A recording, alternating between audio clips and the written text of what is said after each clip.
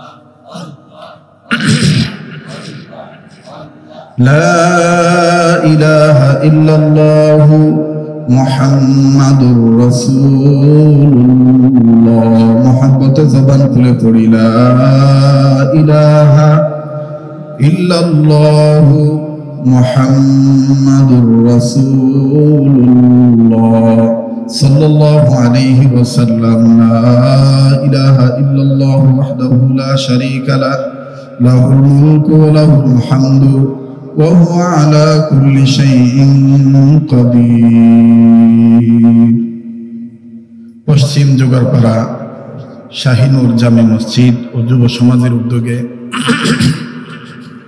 ঐতিহাসিক সিরাত সম্মেলনের পাশাপাশি ওয়াজ ও দোয়ার মাহফিলের অত্যন্ত পরম শ্রদ্ধেয় মান্যবর সভাপতি জনাব আলহাজ মাওলানা আজিজুর রহমান সাহেব, উপাধ্যক্ষ দুপচাচিয়া ডিএস কামিল মাদ্রাসা, আজকের মাহফিলের সহসভাপতিত্ব যিনারা করতেছেন আলহাজ নমির উদ্দিন সাকিদা সাহেব, সৈয়দ মোহাম্মদ মিলন হোসেন সাহেব, আজকের মাহফিলের মান্যবর প্রধান অতিথি জনাব ডক্টর মুস্তফা ফয়সাল পারভেজ সাহেব, আজকের মাহফিলের বিশেষ অতিথিবৃন্দ, পাশাপাশি আজকের মাহফিলের এই সিরাত সম্মেলনের ওয়াজ ও দোয়ার মাহফিলের আলোচক বৃন্দ যিনারা ছিলেন, সম্মানিত ওলামা ইকরামদের মধ্য হতে আমার অত্যন্ত পরম শ্রদ্ধেয়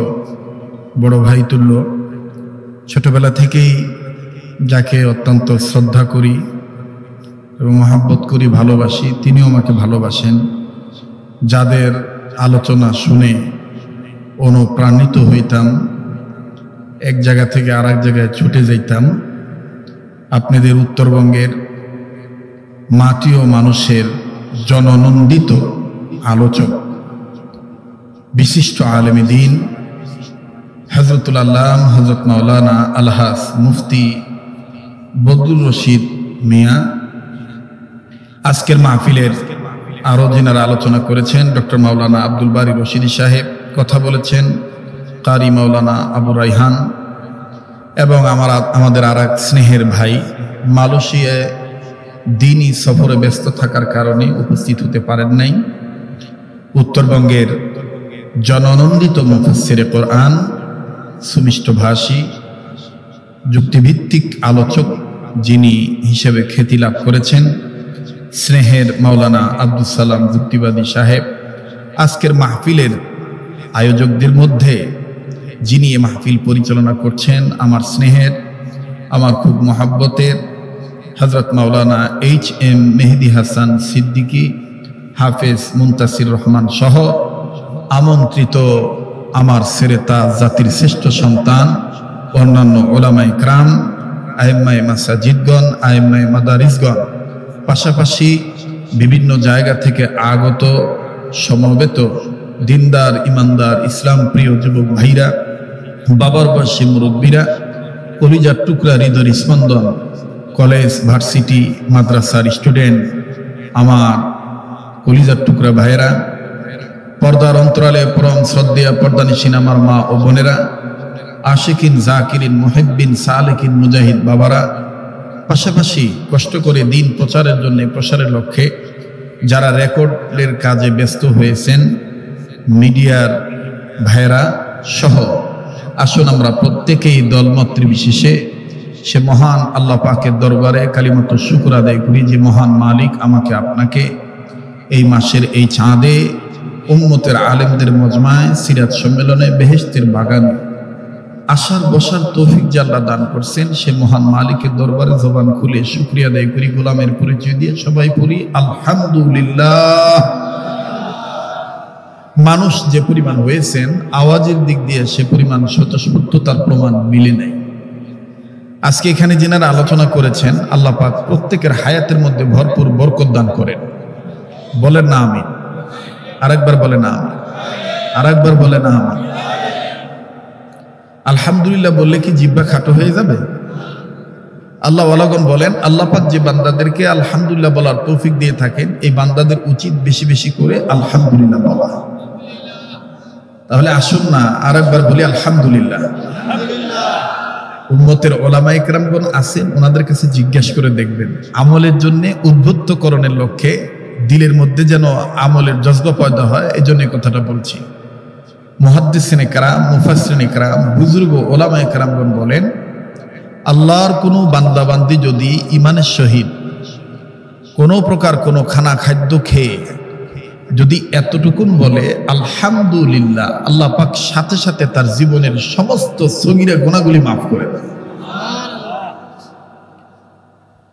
তো সেই লক্ষ্যে সর্বাধিকভাবে শুকরিয়া আদায় করব কার?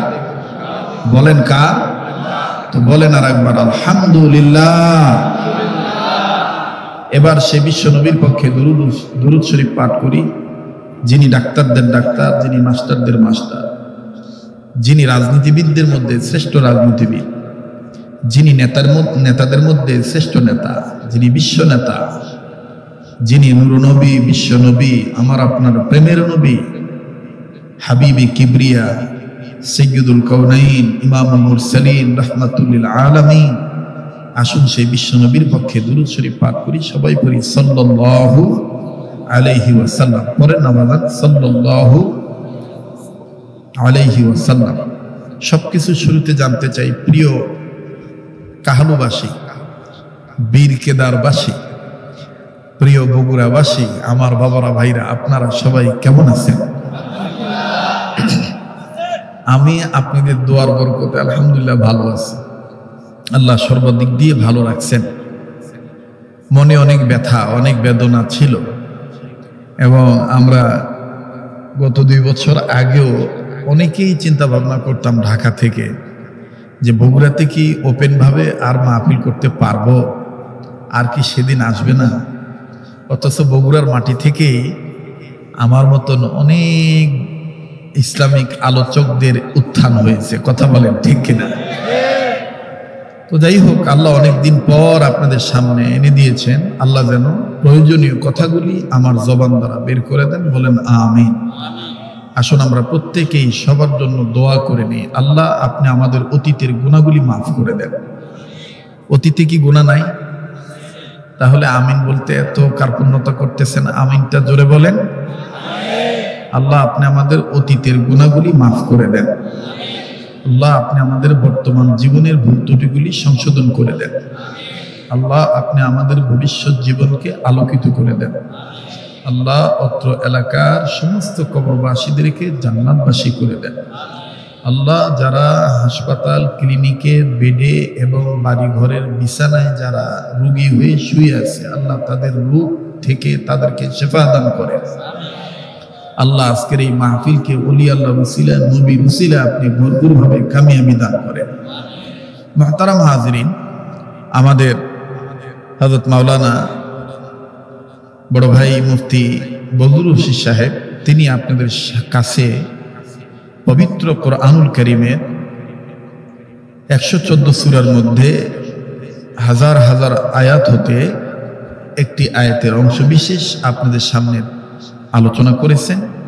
একটা বিষয় আপনাদেরকে বুঝাইতে চাইছেন, যে বিষয়টা আমি অল্প সময়ে যেটা উপলব্ধি করেছি, যে সকল আদর্শ বাদ দিয়ে আমার চারিত্রিক আদর্শ, আমার রাজনৈতিক আদর্শ, আমার পারিবারিক আদর্শ, আমার সাংগঠনিক আদর্শ, আমার সামাজিক আদর্শ, একমাত্র এই আদর্শ মানতে হবে বিশ্ব নেতা নবী মুহাম্মদ রাসূলুল্লাহ সাল্লাল্লাহু আলাইহি সাল্লাম। আমি ওনার কথার সাথে অ্যাড করে আপনাদেরকে একটা বিষয় শোনাতে চাই। সেটি হলো এই পৃথিবীতে আল্লাহ বেশিরভাগ যা কিছু সৃষ্টি করেছেন, বেশিরভাগ জোড়া। কথা বলেন কি? বলেন বলেন, একটু কথা বলতে হবে। বলেন কি? জোড়া না পোড়া? আবার কন, আরেকবার কন। কিভাবে? দেখেন, আল্লাহ পাক আমাকে 2টা চোখ দিয়েছেন, আপনাকে দিয়েছেন? দিয়েছেন। একটা চোখ না 2টা? জোড়া না বেজোড়? জোরে বলেন, জোড়া না বেজোড়? জোড়া। এই চোখ দিয়েছেন কে? নাকি দুনিয়ার কোনো নেতা যারা ইসলামী আন্দোলন পছন্দ করে না? যারা ইসলামী শরিয়া মানে না, শরীয়তের বিধান মানে না, তারা দিয়েছেন। জোরে বলেন, তারা দিয়েছেন। এই চোখ দিয়েছেন কে? আলাম নাজআল লাহু আইনাইন।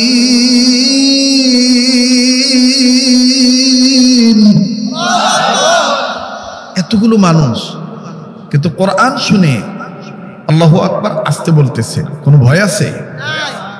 এই চোখ দিয়েছেন কে? আলাম নাজআল লাহু আইনাইন।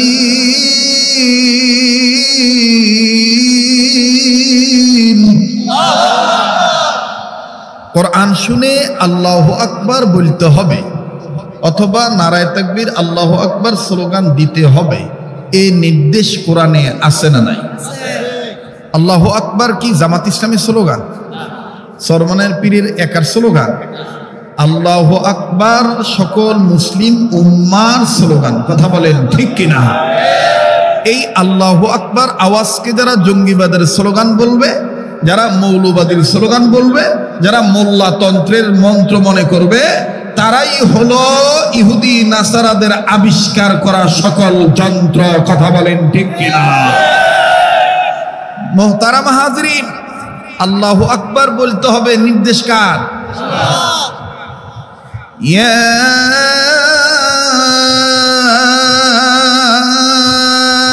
আইয়ুহাল মুদ্দাথির কুম ফাআনযির ওয়া রাব্বাকা ফাকাব্বির। এই কথাটা কার? আল্লাহ।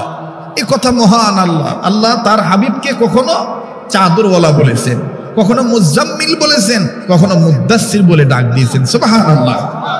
আল্লাহ ডাক দিয়ে বলেছেন, আদর করে কদর বৃদ্ধি করে দিয়ে বলেছেন, আপনি দাঁড়ান, আপনার রবের নামের স্লোগান দেন, তাকবীর দেন।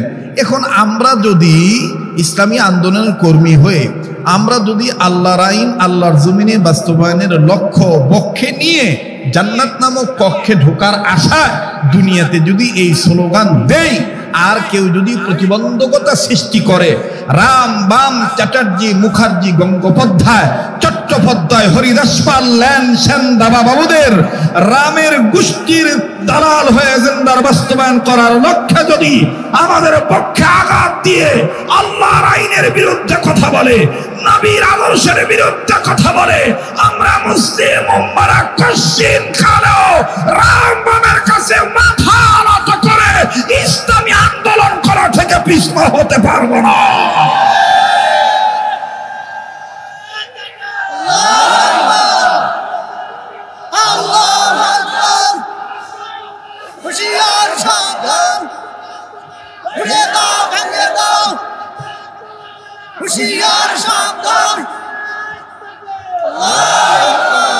মুহতারাম হাজরিন, আল্লাহু আকবার বলতে হবে, নির্দেশ কার? তাহলে কোরআন শুনে আল্লাহু আকবার বলবো, কেননা কোরআনের চাইতে শ্রেষ্ঠ কালাম পৃথিবীতে আর নাই। যারা মানে আছে, দেখেন কোন কিতাবকে আমার বন্ধুগণ, এই জন্য কোরআনুল কারীম, কোরআনুল মাজিদ, কালামুল্লাহ শরীফ আদব দিয়ে কথা বললে, কোরআনকে সম্মান দিলে আমার সম্মান বাড়ায় দিবে কে? বলেন না কে? হযরত আবু বকর রাদিয়াল্লাহু তাআলা আনহু আর হযরত ওমর রাদিয়াল্লাহু তাআলা আনহু শেষ রাত্রে কোরআন তেলাওয়াত করতেছেন ফজরের আগে আগে। রাসূল সাল্লাল্লাহু আলাইহি সাল্লাম চেক করার জন্য বের হলেন, তো দেখতেছেন হযরত ওমর খুব জোরে জোরে পড়ে। তা আল্লাহ রাসূল বলতেছেন, এত জোরে কোরআন শরীফ পড়তেছে, আচ্ছা পড়ুক, পরে জিজ্ঞাসা করবো, তেলাওয়াত শেষ হলে জিজ্ঞাসা করবো এত জোরে পড়ার কারণ কি। এরপরে গেলেন আবু বকরের দরবারে। হযরত আবু বকর এর কাছে যাওয়ার পরে রাসূল আকরাম সাল্লাল্লাহু আলাইহি সাল্লাম দেখতেছেন, শুনতেছেন যে হযরত আবু বকর একেবারে আস্তে আস্তে পড়তেছেন। আল্লাহ রাসূল বলতেছেন, ঘটনা কি? ওমর জোরে পড়তেছে, আবু বকর আস্তে পড়তেছে। মনে রাখবেন আমার ভাইরা, হাদিসে পাকে আছে আল্লাহ রাসূল সাল্লাল্লাহু আলাইহি সাল্লাম একবার ওমরকে এক হাত দিয়ে ধরছেন, আর এক হাত দিয়ে আবু বকরকে ধরছেন। কোন কোন বর্ণনায় আসছে আল্লাহ রাসূল একবার ওমরের কাঁধে হাত রাখছেন, আবার আবু বকর সিদ্দিকে আকবর আবু বকরের কাঁধে হাত রাখছেন। অন্যরা জিজ্ঞেস করতেছেন, হুজুর এভাবে ধরতেছেন কেন? বলে, দুনিয়াতে আমাদেরকে যেভাবে দেখতেছ, আখেরাতে কিয়ামতের মাঠে এইভাবেই তিনজনকে একসাথে জান্নাতে যাইতে দেখবে, এভাবে জান্নাতে যেতে দেখবা। আল্লাহ রাসূল সাল্লাল্লাহু আলাইহি সাল্লাম দুইজনের তেলাওয়াত যখন শেষ হলো, নামাজের পরে আল্লাহ রাসূল ওমরকে বলতেছে, ওমর, হে ওমর, এত জোরে কোরআন তেলাওয়াত করো কেন? হযরত ওমর বলতেছেন, হুজুর জোরে জোরে তেলাওয়াত করার যতগুলি উদ্দেশ্য আছে, এর মধ্যে প্রধান উদ্দেশ্য হলো আল্লাহর কালামের আওয়াজের চাইতে যেন আর কোনো আওয়াজ বড় না হয়, এইটা আমি মুসলিম উম্মাহকে শুনিয়ে দিতেছি। সুবহানাল্লাহ বলেন। আমাদের দেশে তো আমাদের কিছু চরিত্র আছে। যদি কেউ বলে, ভাইয়া তোমার মার্কা কি, দেখবেন ডাটের ঠেলায় গর্ব করে বলে নৌকা। ভাই তোমার মার্কা কি, বলে ধানের শীষ। ভাই তোমার মার্কা, বলে লাঙ্গল। ভাই তোমার মার্কা, বলে জঙ্গল। তোমার মার্কা এটা, তোমার মার্কা এটা। আর আমরা কিছু হুজুর আছি, কিছু মুসলমান আছি, এত ভীতু, আমাদেরকে জিজ্ঞাসা যদি করা হয়, ভাই আপনার দল কি, তাহলে আমি ডাইন বাম তাকি করে যদিও ইসলামী আন্দোলন করি, কিন্তু ভয়ের ঠেলায় বলি ইসলামী আন্দোলন করি। কথা বলে না। যখন আল্লাহর ঘোষণা হবে, যখন আল্লাহর আইনের পক্ষে কথা হবে, শরীয়তের বিরুদ্ধে যারা কথা বলবে তাদের বিরুদ্ধে যখন কথা হবে, তখন আমার আওয়াজ কালামুল্লাহর আওয়াজের সাথে মিলিয়ে আল্লাহর আওয়াজের সাথে মিল করতে হবে। জেল হলে জেল হবে, জরিমানা হলে জরিমানা হবে, নির্যাতন হলে নির্যাতন হবে, কিন্তু আল্লাহর জমিনে আল্লাহর কথা, আল্লাহটাকে কখনো মানুষের দাসত্ব আনুগত্য করব না, আল্লাহর আইন নিমানব, এটাই জোরে বলতে হবে। ওমরের জবানের সাথে তাল মিলিয়ে কথা বলেন, ঠিক কিনা? কষ্ট হচ্ছে আপনাদের? 40 মিনিট সময় দেওয়া যাবে তো? এর মধ্যে 15 মিনিট চলে গেছে, আর 25 মিনিট। কষ্ট হবে? থাকবেন না চলে যাবে? হ্যাঁ, কতক্ষণ? কথা কয় না, কতক্ষণ? 2 ঘন্টা। আল্লাহ যতক্ষণ কবুল করে ইনশাআল্লাহ। আপনারা রাগ করবেন না প্লিজ, এবং মনে কষ্ট নিবেন না। কেউ যদি উঠে চলে যায়, তাকে নির্দ্বিধায় যেতে দিবে, কারণ হেদায়েতের মালিক কোনো বক্তা না, হেদায়েতের মালিক আল্লাহ। হেদায়েতের মালিক কে? আল্লাহ। সুবহানাল্লাহ বলেন, সুবহানাল্লাহ। হেদায়েতের মালিক কে? আমাদের দেশে আরবি রবিউল আউয়াল মাস যখন আসে, তখন আমাদের অনেকের মধ্যে নবীর প্রেম এত উদ্ভাসিত হয়, এত নতুন ভাবে জন্ম নেয়, কিন্তু ওই রসুলের পক্ষে যখন ভোট চাওয়া হয়, তখন বগুড়ার ভাষায় বা নওগাঁর ভাষায় আঞ্চলিকতা টান দিয়ে বলে, কেবারে মৌলবীর গদি লোভ ধরছে। কথা কয় না, কথা কয় না। অনেকদিন পর আসছি, বুড়ো হয়ে গেছি, তাই না? হ্যাঁ, আমার ভাইরা, আমার বন্ধুগণ, দেখবেন যে এক একজন এক এক রকমের ভালোবাসা জাহির করে। যার সুর ভালো, সে সুর দিয়ে বলে, ত্রিভুবনের প্রিয় মুহাম্মদ এলো রে দুনিয়ায়, আয়ের সাগর আকাশ বাতাস। আমি খালি বুঝানোর জন্য বলতেছি, গজল বলা মাকসাদ না। এটা গেল এক। খুব খেয়াল করবেন, 2 নম্বরে যারা উর্দু জানে, যেমন নীলফামারী অথবা নওগাঁ জেলা একটা এলাকা আছে, বিহারি এলাকা, বগুড়াতেও আছে, প্রত্যেক জেলাতেই আছে।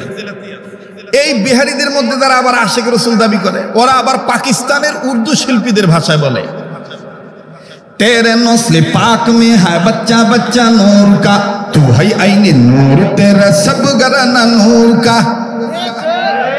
না, আপনারা কথাই বলতে চাইতেছেন না। ওরা আবার উর্দুতে বলে, বগুড়ার ভাষায় বলে, উর্দু মারিতে পারে। কথা কয় না। तेरे नस्ले पाक में है बच्चा बच्चा नूर का, तू है आईने नूर, तेरा सब घराना नूर का। नूर वाला आया है, नूर लेकर आया है, छाया लुमैया देखो कैसा नूर छाया है। अस्सलातु अस्सलामु अलैका या रसूल अल्लाह, अस्सलातु अस्सलामु अलैका या हबीब अल्लाह। जब तो लोग ये चांद तारे झिलमिलाते जाएंगी तब तो लोग जिसमें बलादत हम मनाते जाएंगी ना असंतुष्ट হইতেছে हाँ आगाबो बोलबो जब तलक के चांद तारे झिलमिलाती जाएंगी तब तलक जिसमें बलादत हम मनाती जाएंगी नूर वाला आया है नूर लेकर आया है छाड़े मैया देखो कैसा नूर छाया है अस्सलातु अस्सलामु अलैका या रसूल अल्लाह अस्सलातु अस्सलामु अलैका या हबीब अल्लाह এই গেল 2 নম্বর গ্রুপ 3 নম্বর আরেকটা গ্রুপ আছে যারা বিভিন্ন পীরের কাছে মুরিদ হইছে ওরা আবার দেখবেন যে ঢোল তবলা নিয়ে কি কায়দা করে কয় কোন সাধনে পাবো গো নবীজি আপনাই গো নবীজি কোন সাধনে পাবো আপনাই এই গেল 3 নাম্বার 4 নাম্বার আরেকটা গ্রুপ আছে বেদার হইতেছেন নাকি মানে আমি দাবিদারদের সত্য না মিথ্যা এটা ফুটে তোলার জন্য একটু ডাইনে বামে বলতেছি কষ্ট হচ্ছে নাকি একটু কথা বলতে নিষেধ করেন দাদা কি এখানে কি গল্প করতেছেন নাকি দাদা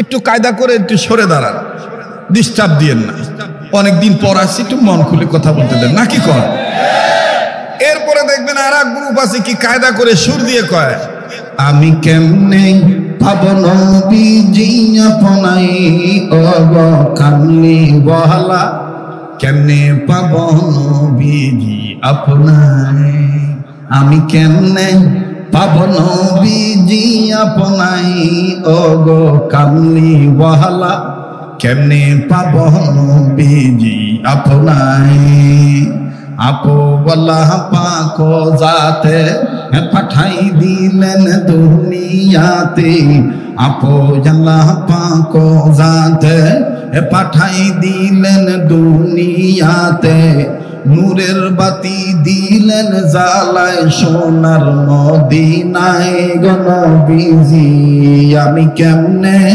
পাবো নবী গো আপনাই ওগো কামলিওয়ালা কেমনে পাবো নবীজি আপনাই বললে সওয়াব হবে গুনাহ হবে না কথা সত্য কিন্তু মতলব খারাপ এজন্য এটা বলেন না কথাটা বলেন না আমি কেমনে পাবো নবীজি আপনাই ওগো কামলিওয়ালা কেমনে পাবো নবীজি আপনাই যুবক ভাইরা গলাটা ছাড়ো না আওয়াজ দাও না শয়তানকে ভাগাও আমি কেমনে পাবো নবীজি আপনাই ওগো কামলিওয়ালা কেমনে পাবো নবীজি আপনাই মারহাবা কও বাস আর গ্রুপ না বাড়াই এই গ্রুপগুলোর কাছে যদি কোন আল্লাহর আইন চাই সৎ লোকের শাসন চাই শরীয়তের বিধান আল্লাহর জমিনে কায়েম হোক তাইলেই দেখবেন মুসরা দিবে মিলাদ পড়বেন বাধা নাই গজল গাইবেন বাধা নাই ওয়াজ করবেন বাধা নাই ইমামতি করবেন বাধা নাই মাদ্রাসা পড়াবেন বাধা নাই আমার ভাইরা কিন্তু যখনই আল্লাহর জমিনে আল্লাহর আইন কায়েম করার জন্য একটু আন্দোলন করবেন বক্তব্য দিবেন হাতে পায়ে ধরবেন গাও শুকতাবেন বা গাও ধোয়া মোছা করবেন তখনই বলবে যে আমি এই দলে নাই এই কথাটাই কবি নজরুল অনেক দিন আগে আমাদেরকে বলে দিয়ে গেছে নবীদের কথা শুনে নবীদের কথা শুনে সবাই কান্দে কিন্তু নবীর সমাজ গড়ার কাজে যত দ্বন্দ্ব মনে বাজে কিন্তু নবীর সমাজ গড়ার কাজে যত দ্বন্দ্ব মনে বাজে বলেন কিন্তু নবীর সমাজ গড়ার কাজে যত দ্বন্দ্ব মনে বাজে ঠিক কি না আমার ভাইরা এই জন্য বলতে চাই চোখ দিয়েছেন কে বলেন কে জোড়া না বেজোর হাত কে দিয়েছেন কয়টা একটা না দুইটা জোড়া করে দিয়েছেন কে পা দিয়েছেন কে জোড়া করে দিয়েছেন কে ঠিক আল্লাহ পাকও বলেছেন আমি কিন্তু একা না আমার কাছে যদি আসতে চাও, জান্নাতের দরজা যদি তোমার জন্য খুলে নিতে চাও, তাহলে আমার আরেকটা জোড়া আছে। ওই জোড়া হইল আমার প্যারে হাবিব নবী মুহাম্মদুর রাসূলুল্লাহ। আল্লাহু আকবার বলেন, আল্লাহু আকবার বলেন। এই নবীকে যারা মানবে, এই নবীর ইত্তেবা যারা করবে, তাদেরকে ভালোবাসবে কে? জোরে বলেন, তাদেরকে ভালোবাসবে কে? মুসলমান ভাইরা আমার, বন্ধুগণ, আল্লাহ রাব্বুল আমিন ডাক দিয়ে বললেন, নবীজি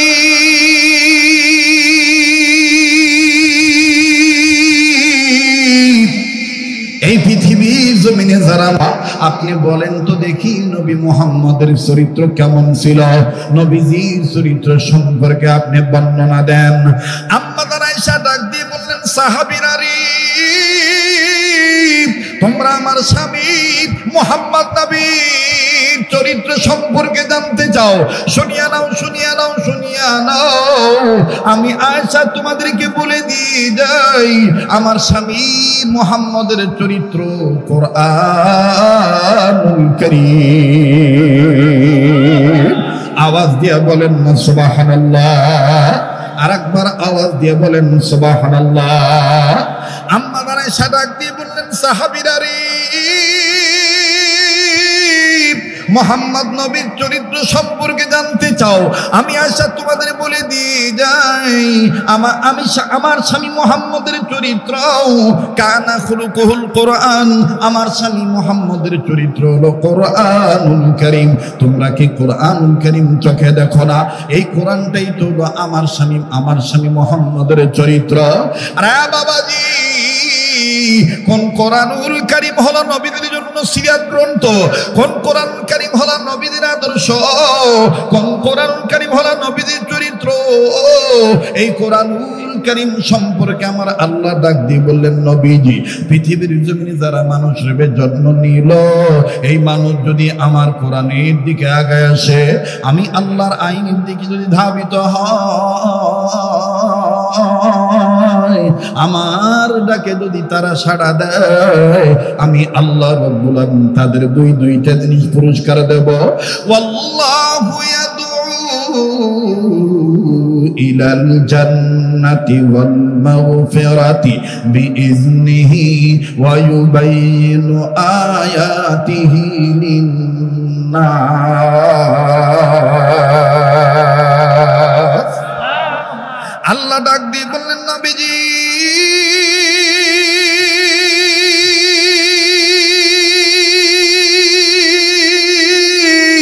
পৃথিবীতে যারা মানুষ রূপে জন্ম নিল, এই মানুষগুলি যদি আমি আল্লাহর আহ্বানে সাড়া দেয়, আমি আল্লাহ রাব্বুল আলামিন তাদের দুইটা জিনিস পুরস্কার দেব। নাম্বার 1, আমি আল্লাহ তাদের জীবনের গুনাহগুলি মাফ করে দেব। দ্বিতীয় নম্বরে, আমি আল্লাহ তাদের জান্নাত লেখে ধন্য করে দেব। কাজী আসেন না সিরাত সম্মেলন থেকে স্লোগানটা ঠিক করে নেই, আল্লাহ তোমার জান্নাতে যাব। বলেন আল্লাহ তোমার।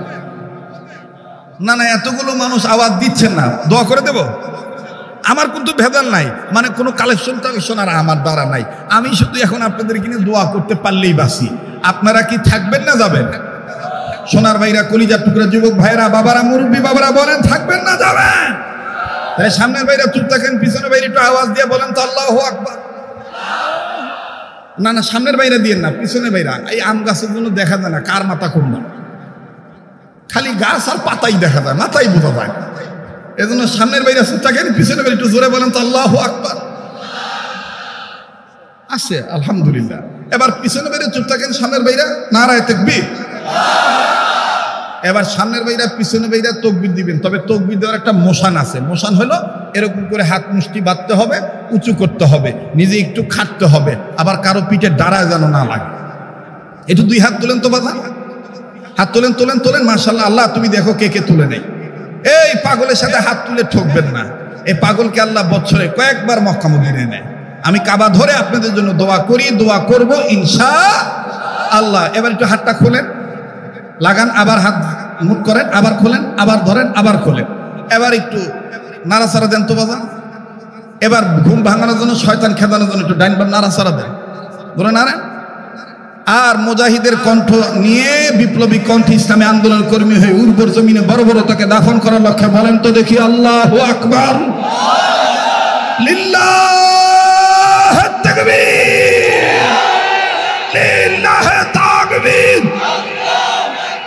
লিল্লাহে তাকবীর। হাত নামান, কষ্ট দিলাম, বেদার হইলেন? হ্যাঁ, তাইলে একটু মেহরবানি করে আবার আওয়াজ দিয়ে বলেন তো, আল্লাহ তোমার জান্নাতে যাব, বলেন আল্লাহ তোমার। মাশাআল্লাহ, ভালো লাগতেছে, খুব ভালো লাগতেছে। আমি তো ভাবছিলাম আমাকে ভুলেই গেছে, এখন দেখবেন না আসলে আমাকে অন্তরে থইছে। অন্তরে থইলে অন্তরের মোহাব্বত আলাদা, কথা বলেন ঠিক কিনা? আল্লাহ তোমার জান্নাতে যাব, বলেন আল্লাহ তোমার। তোমার কোরআন মেনে নিয়ে জীবন চালাবো, তোমার কোরআন মেনে নিয়ে। ও আল্লাহ তোমার জান্নাতে যাব, বলেন আল্লাহ তোমার।